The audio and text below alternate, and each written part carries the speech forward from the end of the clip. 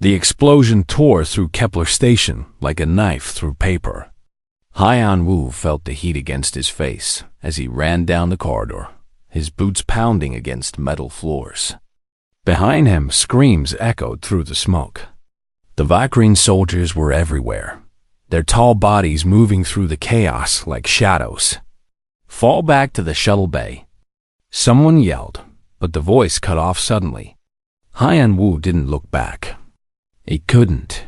His training had taught him one thing above all else: survive first, mourn later. He reached the maintenance shaft and pulled himself up, his muscles burning. The station shook again. Through the metal grating, he could see the bodies of his units scattered across the floor below. His best friend Taemin lay among them, eyes staring at nothing. Haiyan Wu's throat tightened, but he kept climbing. The Vakrine had come without warning.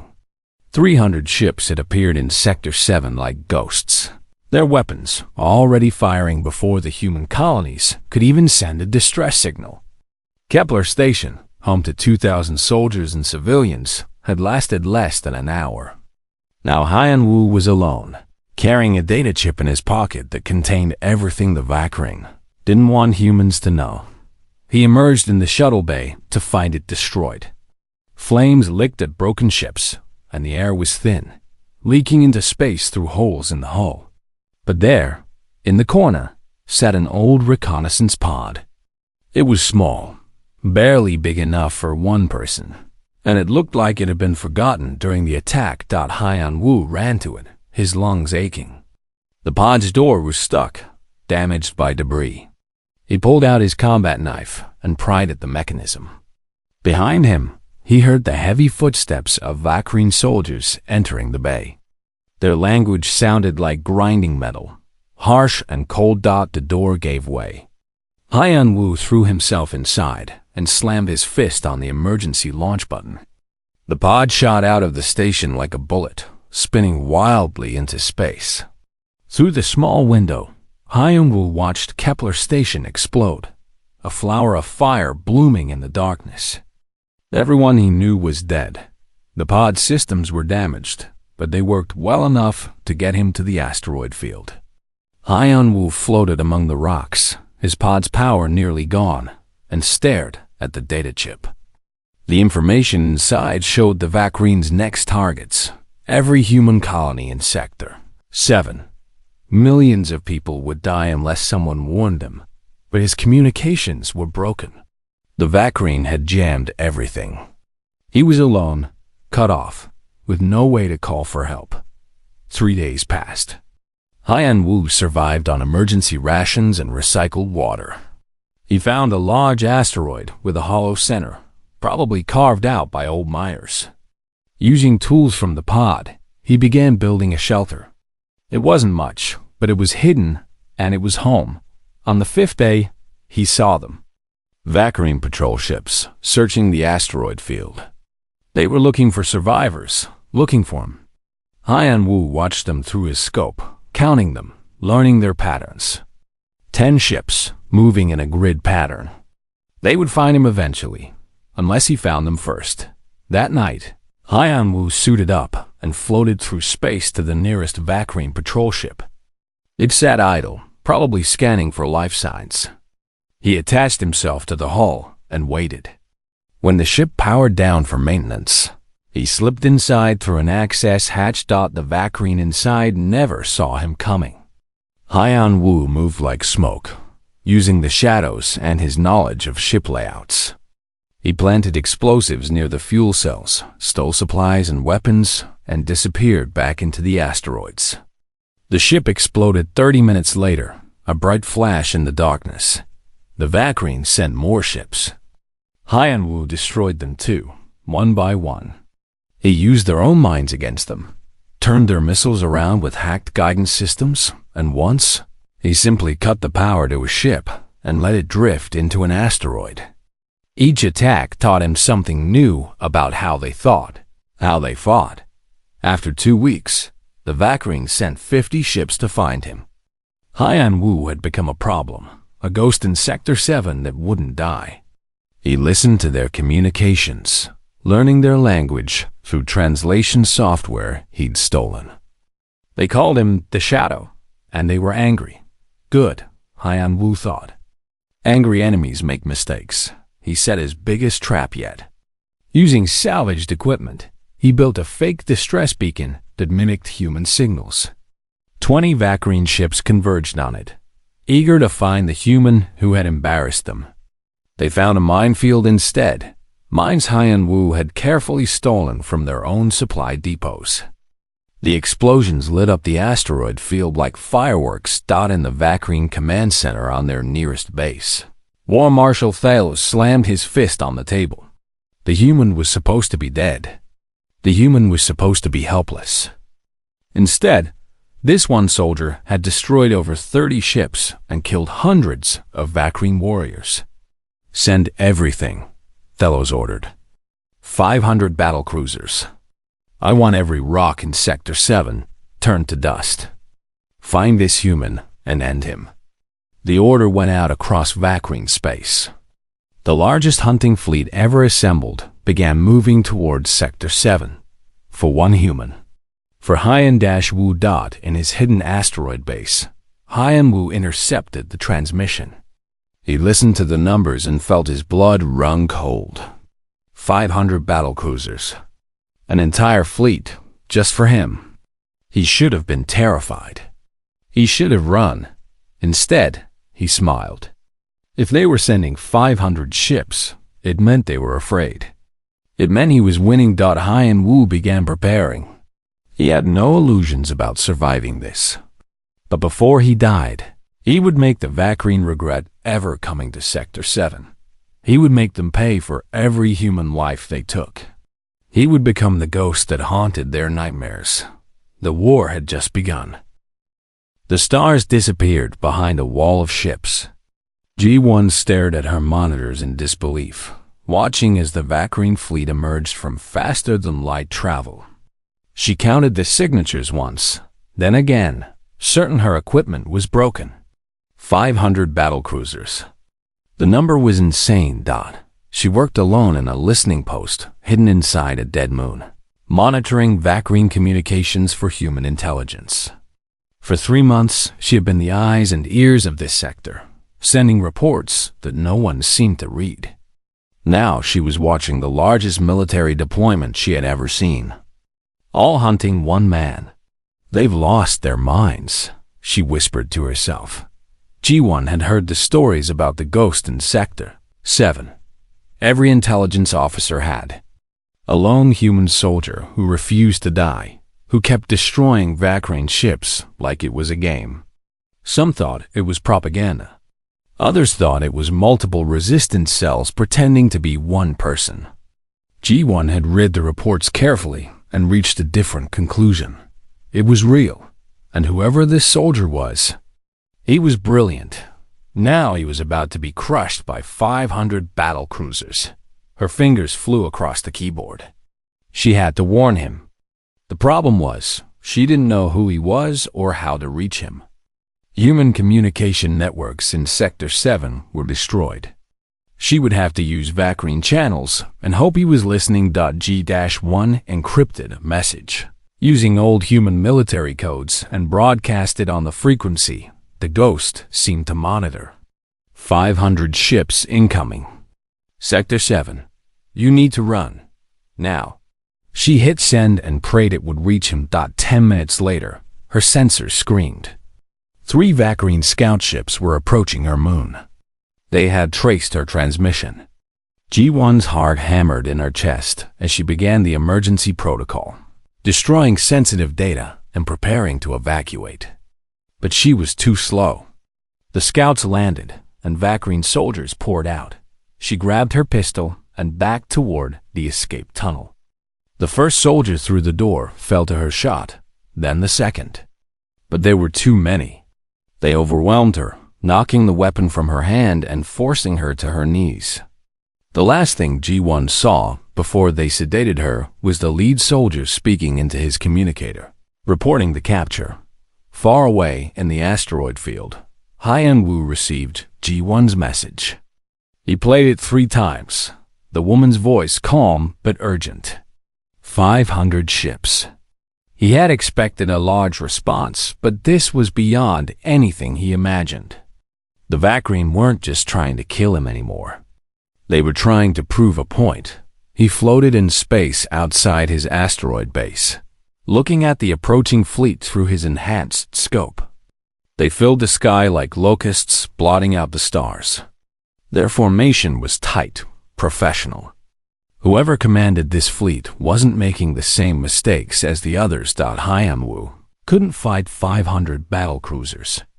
The thought was ridiculous, but he could make them fight each other. The asteroid field where he hid was dense, filled with rocks ranging from the size of houses to the size of cities. The larger asteroids had strange magnetic properties that interfered with sensors. Ships had to navigate carefully or risk collision. A fleet this size would have trouble maneuvering without damaging itself. Hyunwoo began placing beacons on asteroids, small devices that mimicked ship power signatures. To Vacrine sensors, the field would suddenly appear full of targets. They would waste time investigating false readings while he moved between real positions. The fleet arrived like thunder. Battlecruisers spread out, trying to cover every approach to the asteroid field. Hyunwoo watched their pattern and spotted the weakness immediately. They were too spread out. In trying to catch him everywhere, they left themselves vulnerable everywhere. He activated the first beacon. Immediately, 50 Vacrine ships turned toward it, weapons charging. They found an empty asteroid. While they searched, Hyunwoo moved to a real target, a supply ship hanging at the edge of the fleet, waiting to refuel the Battlecruisers. The supply ship's crew never saw him. Hyunwoo attached magnetic charges to its hull, set the timer, and disappeared back into the asteroids. The explosion was massive, fuel igniting a chain reaction that damaged 4 nearby battlecruisers. The Vacrine fleet immediately tightened formation, pulling closer together. Exactly what Hyunwoo wanted. He triggered more beacons, sending false signals from deeper in the asteroid field. The battlecruisers followed, pushing into the dense rock formations. The lead ships had to slow down to avoid collisions. The ships behind them bunched up, unable to maintain proper spacing. Hyunwoo waited until they were completely tangled in the asteroids. Then he struck. He had spent days planning explosives on unstable asteroids, rocks that were already cracked and ready to break apart. Now he detonated them. The asteroid shattered, sending millions of fragments spinning through space like bullets. The Vacrine ships, packed together, couldn't dodge.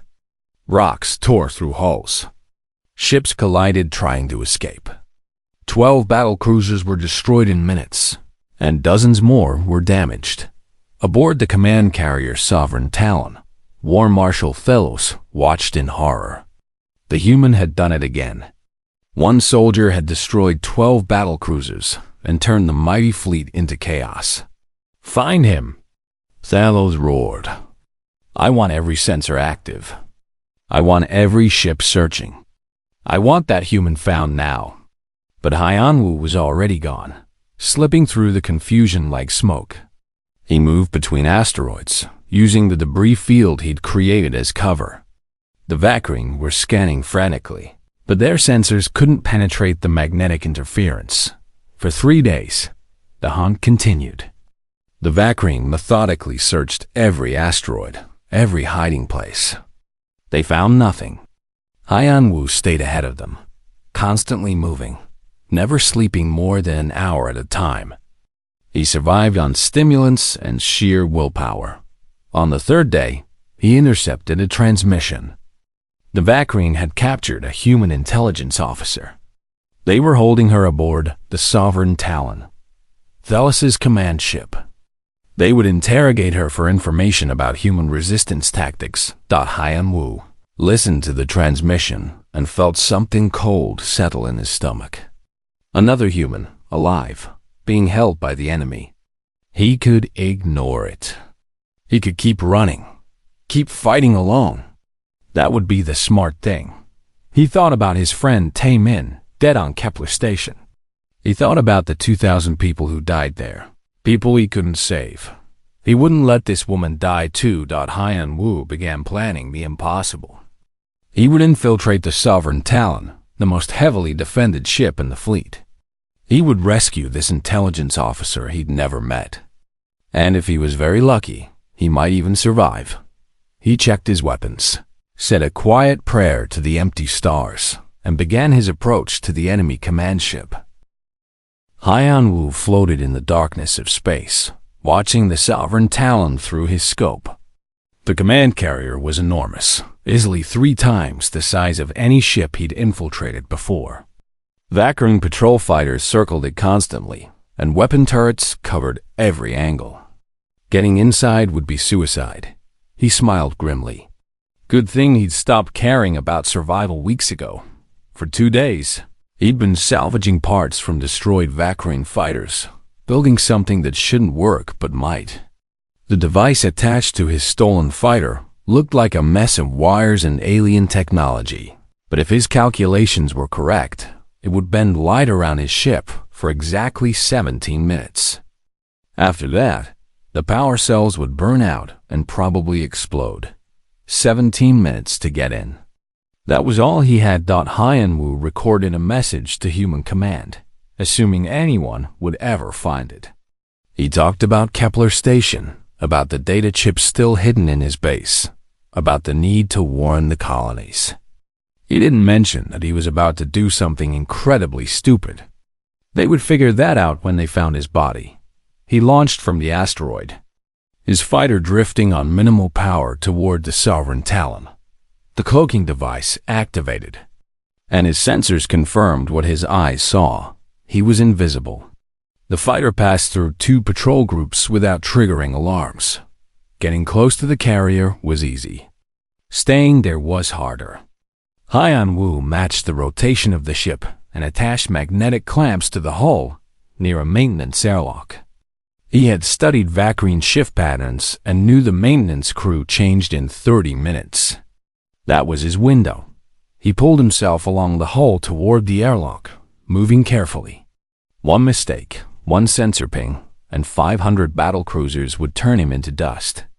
The maintenance airlock was old, designed for external repairs. Hyan Wu found the manual override and slowly cranked it open. Inside, the maintenance corridor was dark and empty. He climbed through, sealed the airlock behind him, and breathed recycled air that smelled of oil and ozone. He was inside the most dangerous ship in the Valkyrie fleet, alone, with no backup and no way out. Perfect. Hyan Wu moved through the corridors like a shadow. He'd memorized the layout from stolen data files, but the ship was huge and confusing. Twice he had to hide from patrol groups, pressing himself into maintenance shafts while Valkyrie soldiers walked past. His heart hammered so loudly, he was certain they could hear it. The detention block was deep in the ship, near the command center. Getting there meant passing through multiple checkpoints, all heavily guarded. Hyan Wu couldn't fight his way through. He had to be smart. He found a Valkyrie uniform locker and studied the armor. It wouldn't fit him perfectly, but in the dim corridors, maybe no one would notice. He put it on, hiding his human features behind the helmet, and walked toward the detention block with false confidence. The first checkpoint guard barely looked at him. The second asked a question in Valkyrie language. Hyan Wu grunted and kept walking, hoping the guard would assume he was from a different unit. It worked. The guard waved him through at the detention block entrance. A more alert guard stopped him and demanded identification. Hyan Wu pulled out a stolen access card. The guard scanned it, frowned, and reached for his weapon. Hyan Wu moved faster, grabbing the guard's head and slamming it against the wall. The guard dropped without a sound. Alarms didn't sound. No one had seen. Hyan Wu dragged the body into a storage closet and accessed the detention computer. Cell 17. That's where they were holding G1. He ran down the corridor, passing empty cells. Most were dark. Cell 17 had a light on. Through the window, Haiyan-Wu saw a woman sitting on the floor, her face bruised, her hands bound. She looked up as he approached, and her eyes widened. "Who are you?" Ji-won asked in Korean. "Someone who got your message," Haiyan-Wu replied, working on the door lock. "Thank you for the warning. You're him. The ghost." Ji-won stood up slowly, wincing. "You came here for me?" Seemed like the right thing to do. The lock clicked open. Ji-won stared at him like he was crazy. "There are 500 battlecruisers out there because of you, and you came to rescue one intelligence officer." 501 problems now, Haiyan-Wu said, cutting her bonds. "Can you walk?" "I can run if I have to." Ji-won grabbed his arm. "Listen, during interrogation, I saw their command terminals. I memorized access codes. If we can reach a data port, I can download their entire operation plan." Haiyan-Wu looked at her with new respect. "You memorized their codes while being tortured?" "I'm very good at my job." They moved through the corridors together, Ji-won guiding them toward the nearest data port. But their luck was running out. Behind them, someone discovered the unconscious guard. Alarms began screaming through the ship. "Run!" Haiyan-Wu shouted. They sprinted down the corridor as blast doors started closing. Valkyrian soldiers appeared ahead of them, weapons raised. Haiyan-Wu threw a stolen grenade, and the explosion bought them seconds. They dove through a closing blast door, Ji-won's foot barely clearing before it sealed. "The data port is 2 levels up," Ji-won gasped. They climbed through maintenance shafts, the sounds of pursuit growing louder. Valkyrian soldiers were everywhere, searching every corridor. On the command deck, War Marshal Thelos had realized what was happening. The human ghost was on his ship, and he had the intelligence officer. "Lock down all shuttles," Thelos ordered. "Seal every exit. They die on this ship." Ji-won reached the data port and plugged in her stolen access card. Her fingers flew across the keyboard, downloading files faster than Haiyan-Wu thought possible. 30 seconds, she said. Haiyan-Wu watched the corridor, his weapon ready. Valkyrian soldiers appeared at both ends, blocking their escape. They were trapped. 20 seconds. The soldiers advanced slowly, confident they had won. 10 seconds. Haiyan-Wu pulled out his last grenade, the one he'd been saving. "When I say run, you run. Understand? What about you? I'll be right behind you." He was lying, and they both knew it. The download finished. Ji-won grabbed the data chip. Haiyan-Wu threw the grenade toward the soldiers and shoved Ji-won toward a shuttle bay access panel. The explosion rocked the corridor. They ran together through smoke and chaos, reaching the shuttle bay as more soldiers poured in behind them. A small Valkyrian shuttle sat nearby, its engines already running for some scheduled departure. They jumped aboard, Ji-won taking the pilot's seat while Haiyan-Wu held off the soldiers. The shuttle lifted off as bullets pinged off its hull.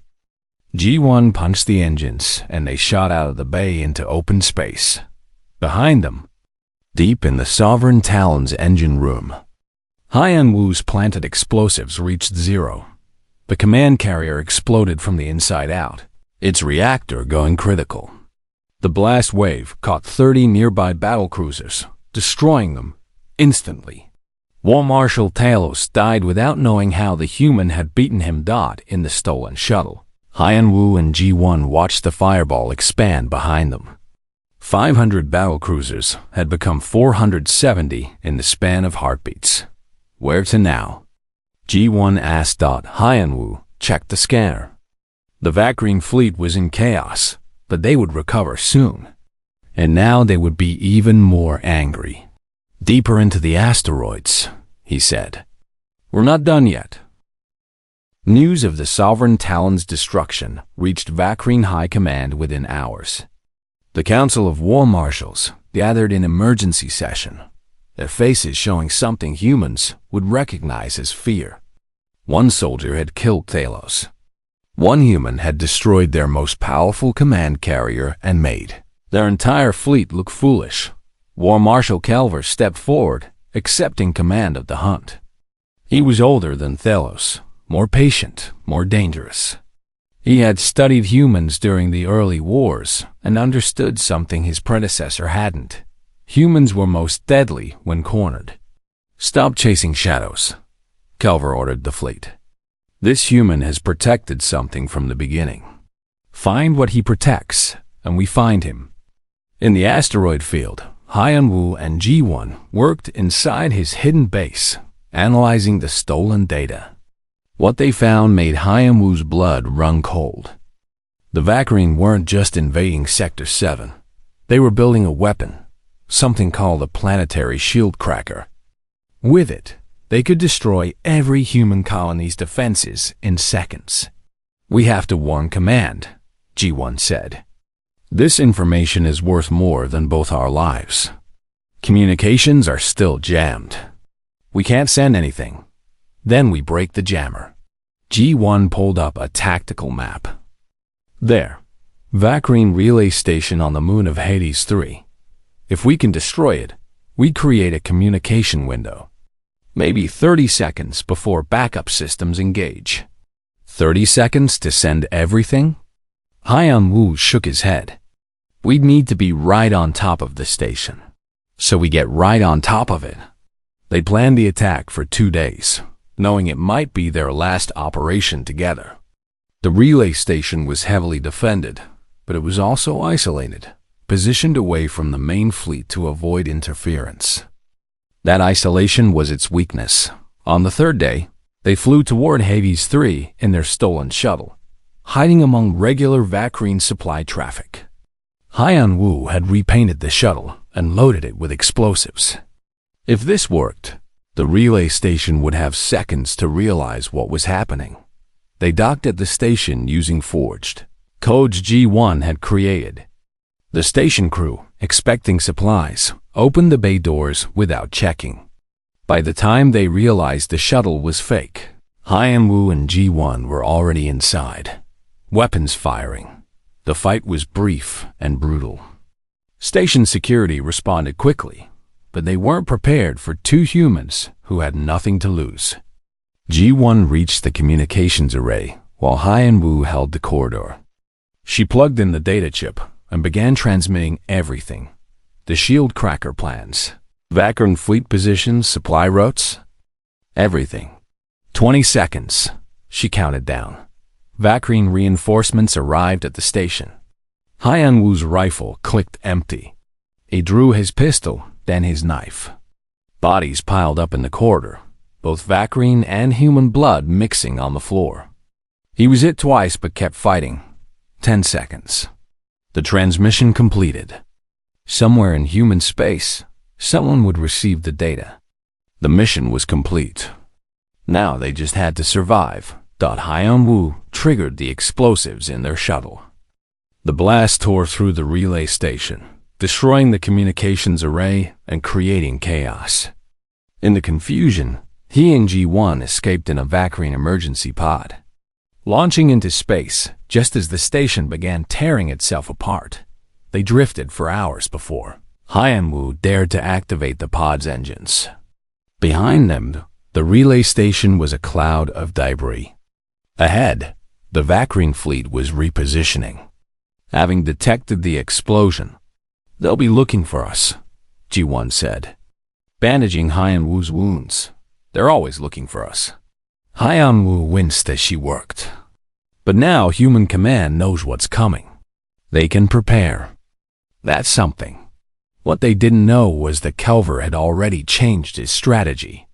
The War Marshal had studied the attack patterns and reached a conclusion. The human was protecting the evacuation routes. Civilian ships had been fleeing Sector 7 through hidden asteroid passages, and the Ghost had been keeping Vacrine forces distracted. "Begin shelling the mining colonies," Kelver ordered. "All of them. The human can't ignore refugees in danger."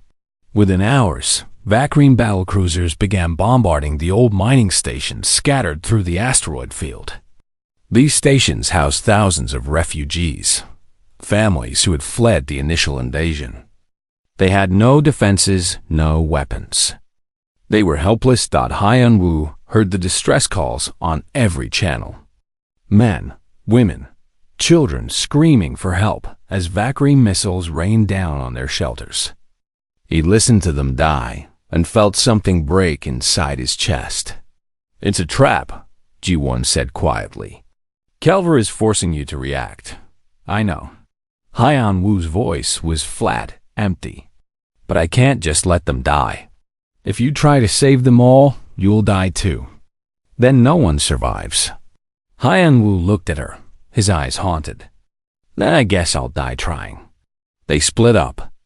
Ji-won took a shuttle loaded with refugees through a secret passage she'd discovered, guiding them toward human-controlled space. Haiyan-Wu went the opposite direction, toward the Valkyrie fleet, drawing their attention away from the evacuation. For 5 days, Haiyan-Wu conducted the most reckless attacks of his campaign.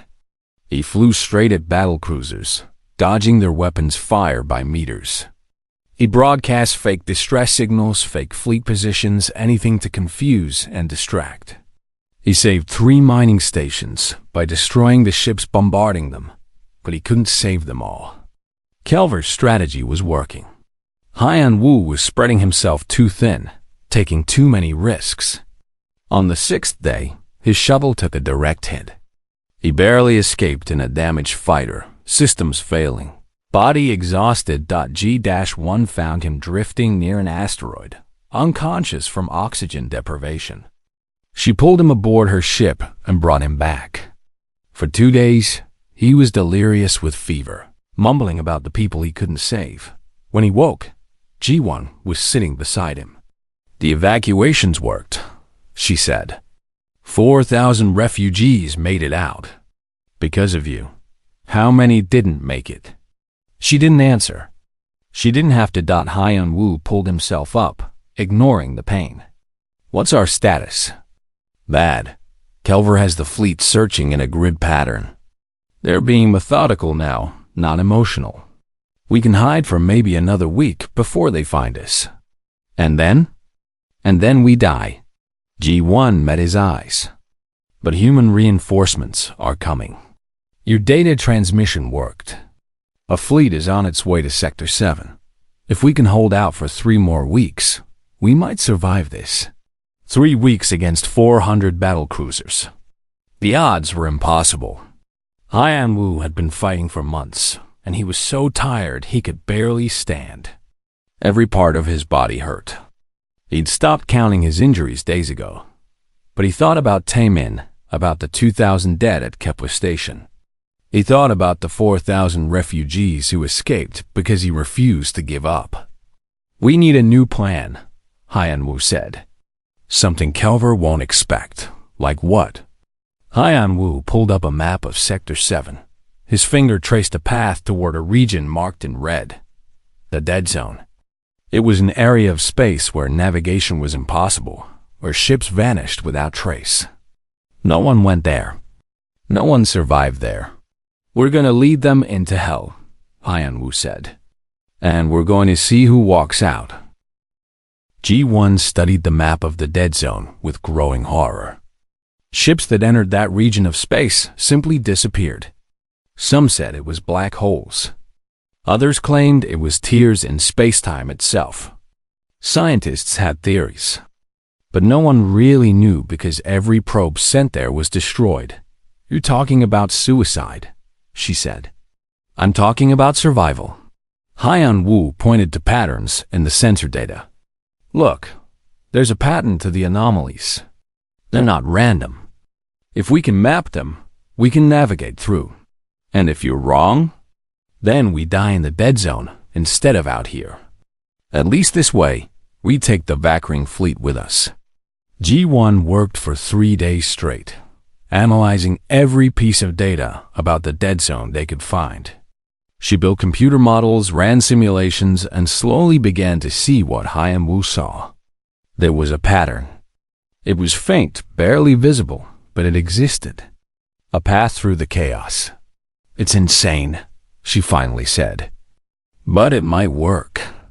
If the Vacrine follow us, if they're stupid enough to chase us into there, the anomalies will tear them apart. They'll follow, Hyan-Wu said with certainty. Kelver has made this personal. The entire Vacrine Empire is watching this hunt. He can't let us escape. His honor won't allow it. They prepared carefully.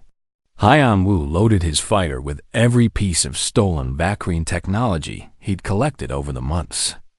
Each piece was modified to broadcast a signal, mapping the anomalies in the dead zone. It was G1's idea, brilliant and simple. They would turn their suicide run into a reconnaissance mission. On the day they left, Hyan-Wu broadcast a message on all Vacrine frequencies. His voice was calm, almost friendly. War Marshal Kelver, this is the ghost you've been hunting. I'm tired of running. I'm heading to the dead zone. If you want to kill me, come get me yourself. Unless you're afraid. The taunt was deliberate, insulting. Every Vacrine warrior who heard it felt their pride wounded. Kelver, listening aboard his flagship, felt rage surge through his blood. The human was mocking him, mocking the entire fleet.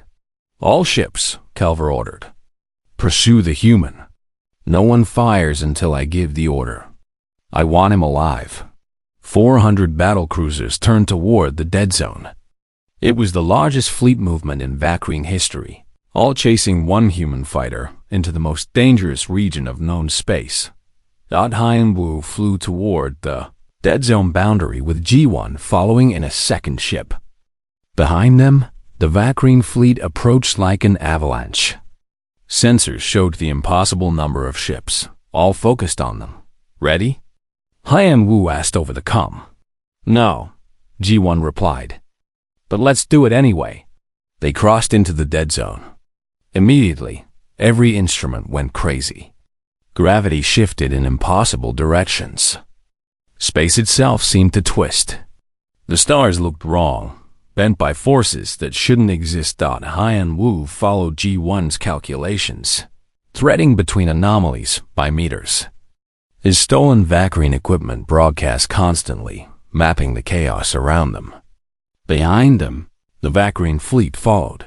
The first battlecruisers entered the dead zone and immediately realized their mistake. Navigation systems failed. Ships that were kilometers apart suddenly found themselves on collision courses.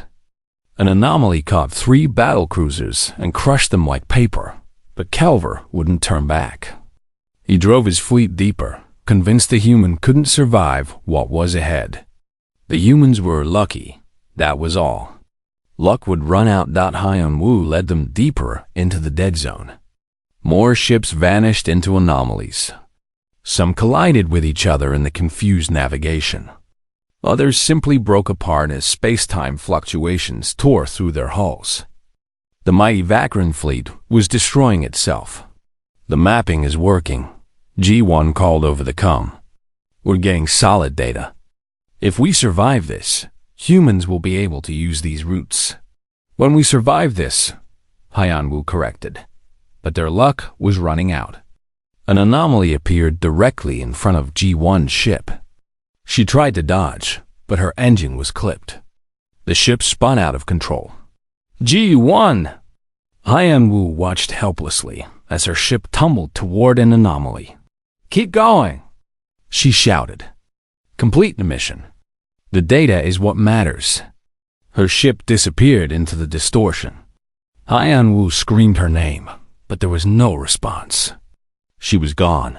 He flew on alone, rage and grief burning in his chest. The mapping continued automatically, each second adding to the data. Behind him, the Vacrine fleet was in chaos. Over 300 battlecruisers had been destroyed, or were drifting helplessly. Kelver's flagship pushed through the destruction, the War Marshal's obsession overriding sense. He would not be defeated by one human. He would not allow this humiliation. Board that ship, Kelver ordered, as his flagship caught up to Hyan-Wu's damaged fighter. I want the human alive. I want to kill him myself. Elite Vacrine soldiers forced their way onto Haiyan Wu's fighter. He fought them in the narrow corridors, his body pushed beyond all limits. He killed 3, 4, 5 of them. But there were too many. They overwhelmed him, breaking his arm and forcing him to his knees. They dragged him before Kelver on the flagship's bridge. The war marshal looked down at the bloodied human with satisfaction. Finally, Kelver said, "The ghost is caught. Do you have any final words, human?" Haiyan Wu looked up, blood running down his face, and smiled. "Yeah, you should have checked your sensors." Kelver frowned and looked at the sensor display. His blood ran cold.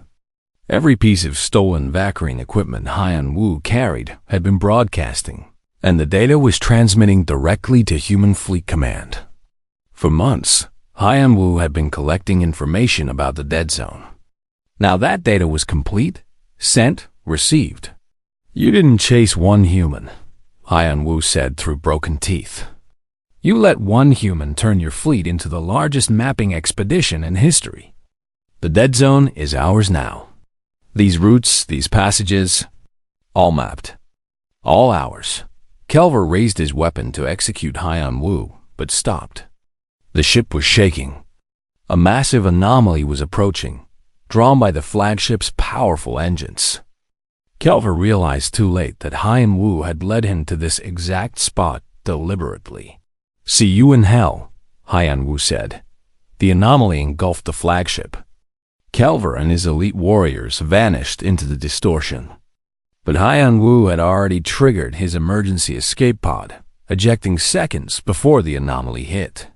The pod tumbled through space, following the currents G1 had calculated. For 3 days, Haiyan Wu drifted in the pod, unconscious from his injuries. When he woke, he saw a human medical ship through the viewport. They had found him. G1's calculations had carried him to safety. The war ended 2 months later. Only 43 Vacrine battlecruisers escaped the dead zone. The Empire, humiliated and weakened, agreed to peace terms. They abandoned all claims to Sector 7. Haiyan Wu woke in a military hospital, his body covered in bandages. Doctors told him he'd been unconscious for 6 weeks. They told him he was a hero. They told him the entire coalition wanted to give him medals. He didn't care about any of that. "The intelligence officer," he asked. "G1, did she survive?" The nurse's face told him everything. The nurse's face told him everything. "I'm sorry." Her ship was never recovered. Haiyan Wu stared at the ceiling, feeling hollow inside. They had won. The war was over. But it didn't feel like victory. 3 months later, Haiyan Wu walked through a memorial garden dedicated to the fallen of Kepler Station. 2,000 names were carved into black stone. He found Taemin's name and placed his hand on it. "We won," he said quietly. "It's over." Behind him, someone cleared their throat. Haiyan Wu turned and froze. G1 stood there, using a cane, her right leg in a brace, but alive. "Very much alive. You're dead," Haiyan Wu said stupidly. "I'm very hard to kill," G1 replied. "My ship got caught in an anomaly, but it spit me out near the edge of the dead zone. Some miners found me. I've been in recovery." They stood there, 2 survivors of the impossible, and started laughing. They laughed until tears ran down their faces. Releasing months of fear and pain. Later, they sat on a bench overlooking the garden. The dead zone had been officially renamed Haiyan Wu's Passage. Human ships used it daily now, following the routes he and G1 had mapped with their lives. "Will you go back to service?" G1 asked. Haiyan Wu looked at the memorial stone, at all those names. "I don't know. Maybe. Someone has to make sure this doesn't happen again. We did the impossible, you know. 1 soldier against 500 battlecruisers. 2 soldiers, Haiyan Wu corrected. I couldn't have done it without you." At the center of the garden, a new statue had been erected. It showed a figure in armor, face hidden in shadow, representing the unseen heroes who fought so others could live. The inscription read, "For those who stand alone in the darkness, so others may walk in the light." Haiyan-Wu looked at it and felt something settle in his chest. Peace, maybe? Or just acceptance. The war was over. He had survived. And somehow, against all odds, that was enough.